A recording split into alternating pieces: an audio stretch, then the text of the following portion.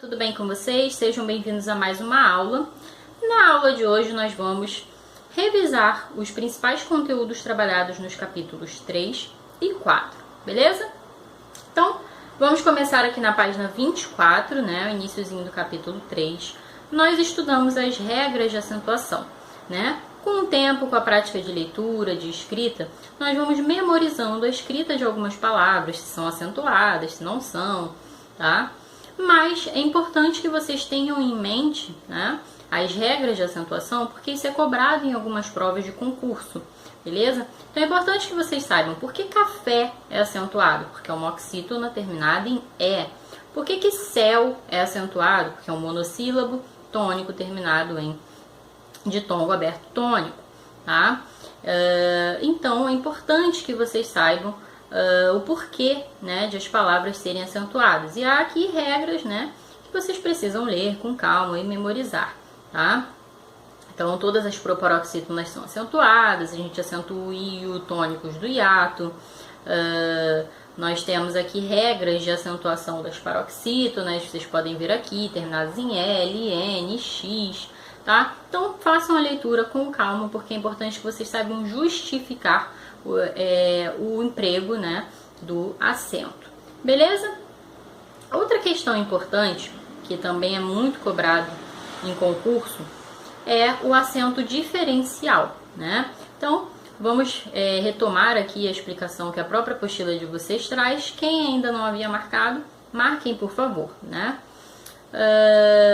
Em alguns casos na língua, o acento é utilizado para diferenciar palavras de grafia semelhante. Então, a gente tem aqui como exemplo, a criança pôde brincar e a criança pode brincar, tá? O acento marca aqui a diferença entre o verbo no passado, pôde, e o verbo no presente, pode, tá? A gente tem também, como exemplo aqui de acento diferencial, né, as formas verbais tem, né, e vem, né, e outras formas que derivam desses dois verbos, como intervém, mantém, tá? Como vocês podem ver, ela tem, elas têm, né? Qual a diferença? O acento, né?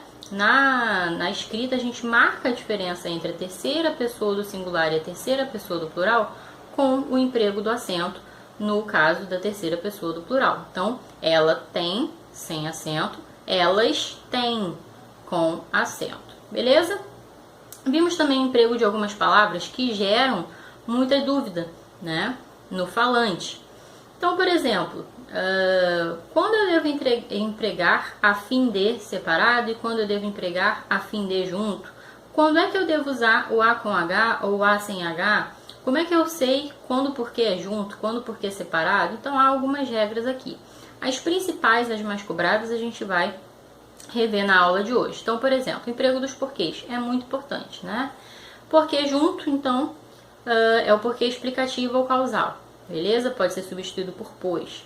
Porquê junto, esse é o porquê junto sem acento, né, gente? Porquê junto com acento é o substantivo, né? É o sinônimo de a razão, o motivo. Então, gostaria de saber o porquê de você ter mentido. Gostaria de saber o motivo, a razão de você ter mentido. O porquê separado e sem acento, usado na elaboração de perguntas. E o porquê separado e com acento é usado em final de frase, coladinho na interrogação. Beleza?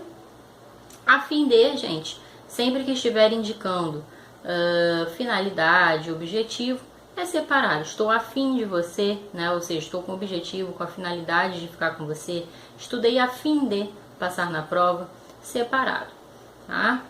A com H é sempre do verbo haver, né? Então, é isso. Mais com I e mais sem I, gente. Mais com I, advérbio de intensidade, indica intensidade, quantidade, né? Então, quero comer mais comida. Esse mais é com I. Mais sem I é sinônimo de porém, entretanto, né? É uma conjunção adversativa. Então, gosto de você, mas prefiro terminar o namoro. Esse mais é sem I. Continuando aqui, nós estudamos os homônimos e parônimos. Gente, a homonímia acontece quando há uma relação de semelhança entre palavras no que se refere ao aspecto fônico, ao aspecto gráfico ou ainda aos dois aspectos, tá? Nesse caso, as palavras diferenciam-se apenas no significado. Então, quando a gente observa, por exemplo, sexta, dia da semana, como é que a gente escreve? Com S e com X. Cesta de utensílios, né? Cesta de utensílio, de recipiente, local em que você carrega outras coisas, é com C e com S, beleza? Agora, tem alguma diferença na pronúncia? Hoje é sexta-feira e eu comprei uma cesta de café da manhã? Nenhuma, a pronúncia é igual, por isso que há aqui um caso de homonímia, e a gente chama essa homonímia de homonímia homófona, tá? Porque o som é igual, tá? Mas a escrita é diferente, o significado também é. Agora observem, ó, comprei uma colher nova e amanhã é dia de colher produtos, sei lá, amanhã é dia de colher frutas. Não reparem meus exemplos, tá, gente? Amanhã é dia de colher frutas na fazenda, sei lá. Bem, percebam que colher e colher, né? Há uma diferença na pronúncia, mas a escrita dessas duas palavras é igual, né? Colher e colher, beleza? Então a gente tem um caso de homonímia homógrafa. Por quê? Homo, mesmo, grafa, né? Grafa, grafia, né? Escrita, beleza? Então são iguais na escrita, mas diferentes na pronúncia e no significado. E a gente tem um caso de homonímia perfeita, né? Por exemplo, manga de comer e manga da camisa, né? Não há diferença na pronúncia, não há diferença na escrita, a diferença é apenas no significado e a gente observa, né, pelo contexto, né? Se eu disser costurei a manga, é a manga da minha camisa. Estou com vontade de comer manga, é a fruta, beleza? E a gente tem os casos de paronímia, né? Em que há semelhança entre as palavras, né? Não há aí uma relação de igualdade. Relação de igualdade a gente tem homonímia. Agora uma relação de semelhança, paronímia. Então percebam aí a semelhança entre ratificar e retificar, né? A gente troca apenas uma vogal, né? A pelo E, né? Ratificar e retificar. Isso gera muita dúvida no falante, né? Então é muito comum haver a troca aí de ratificar por retificar, né? Embora essas palavras conservem uma semelhança, né? Elas têm significados muito diferentes. Então ratificar é confirmar e retificar é corrigir, tá? E às vezes os falantes fazem a troca, né, de ratificar por retificar por conta, né, dessa semelhança. Então a gente tem outros exemplos aí, como absolver e absorver, né? E volta e meia os falantes têm dúvidas ou têm alguma insegurança em relação ao emprego dessas palavras. São parônimos, beleza? Então há aqui uma lista também de homônimos, né? Para que vocês... de homônimos não, de parônimos, não é isso? Homônimos e parônimos aqui na página 26. Há exemplo tanto de paronímia quanto de homonímia para que vocês possam fazer a leitura. Bem, com isso a gente segue para a página 29, na parte de produção textual, que trata das funções da linguagem, né? Então nós temos a função emotiva ou expressiva, então marquem aí, ó. Manifesta emoções e sentimentos com linguagem subjetiva e uso da primeira pessoa. A função emotiva focaliza o emissor, por isso ela é subjetiva, o uso da primeira pessoa, manifesta emoções, né? Um texto encontrado num diário, por exemplo, é função emotiva, um exemplo de função emotiva. Função conativa ou apelativa, possui uma linguagem cujo objetivo é convencer e influenciar o receptor. Então o foco é no receptor, né? Então a gente tem o uso de vocativos, de verbos na segunda pessoa, verbos no imperativo. É uma função muito explorada, né? Muito presente no meio publicitário, nas propagandas e tudo mais. Função poética, utiliza o sentido conotativo das palavras para expressar sentimentos. Muito utilizado em textos literários, né? Então a gente tem aqui a função poética centra na mensagem, né? Então o uso expressivo da linguagem, uso de figuras de linguagem, né? Uma linguagem trabalhada, muito uso da linguagem conotativa, né? A linguagem aí assume novos sentidos, então função poética, tá? Que não se restringe, tá? A poemas, tá? Mas pode aparecer aí em textos literários diversos e é isso.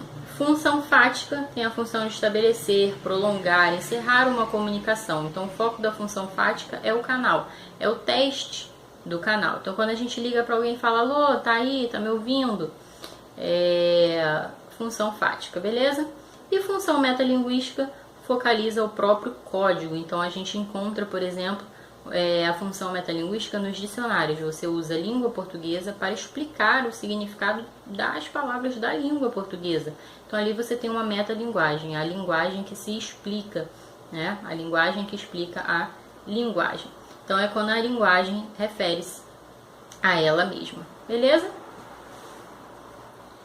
Continuando, acho que nós finalizamos o capítulo 3. No capítulo 4, nós estudamos a estrutura e a formação das palavras. Então, nós vimos aqui que as palavras são compostas de morfemas, né, que são as partes que constituem uma palavra, né, é a menor unidade de sentido, né. Então, por exemplo, quando a gente pega aqui uma palavra como insolação, a gente percebe que há um radical, o radical contém o significado, né, da palavra. Então, a gente tem aqui sol, né, a gente tem um radical. A partir desse radical, sol, a gente pode formar outras palavras inserindo afixos, que podem ser prefixos ou sufixos. Os prefixos são colocados antes da palavra e o sufixo colocado depois. É o caso de insolação. No caso de sol, a gente acrescenta tanto prefixo quanto sufixo e a gente forma insolação. Beleza? Então, a gente viu que o radical é o morfema que contém o núcleo significativo da palavra e que os afixos são morfemas que se juntam a esse radical para transformar ou o sentido da palavra, né, ou a sua classe gramatical. Beleza? Vimos aqui, né, que no caso dos verbos nós temos desinências que indicam modo, que indicam tempo, que indicam pessoa, né? Então, nós temos as desinências número pessoais, que indicam número e pessoa. E nós temos as desinências modo temporais, que indicam modo e tempo. E nós vimos também que as palavras podem ser, né, primitivas, que são aquelas palavras que servem de base para a formação de outras palavras. Então, sol é uma palavra primitiva, insolação é uma palavra derivada, né? E que essa derivação pode se dar por prefixação, pode se dar por sufixação, né? Então, por prefixação, quando a gente insere um prefixo, então, por exemplo, feliz, palavra primitiva, infeliz, né? Acrescentamos um prefixo aí que transformou o significado de feliz. In traz a ideia de negação, né? Então, infeliz é aquele que não é feliz. E nós temos aqui um exemplo de derivação por sufixação. Infelizmente, feliz mais mente. Então, a gente tem feliz, adjetivo, é transformado em advérbio, felizmente, né? Então, é essa ideia aí de derivação prefixal, sufixal. É a inserção de prefixos e de sufixos para transformar o sentido das palavras. Essas palavras, o sentido ou a sua classe gramatical, né? Como eu já havia dito.